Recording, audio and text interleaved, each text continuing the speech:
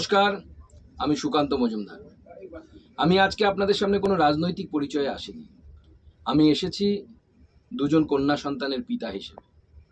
এছাড়া আমার বাড়িতে আরও দুজন মহিলা থাকেন। একজন আমার মা, একজন আমার স্ত্রী।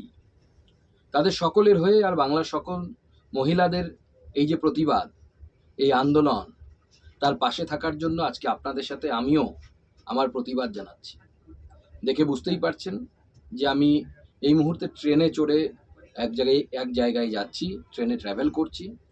আমি প্রতিবাদ জানাচ্ছি আমার কূপের আলো বন্ধ করে মোমবাতির বদলে মোবাইলের ফ্ল্যাশ লাইট জ্বালিয়ে। এই প্রতিবাদ আরজি করের সেই বোনের জন্য প্রতিবাদ, সেই মহিলাদের জন্য প্রতিবাদ যারা লাঞ্ছিত হচ্ছেন বাংলার রাস্তায় ঘাটে বিভিন্ন জায়গায়।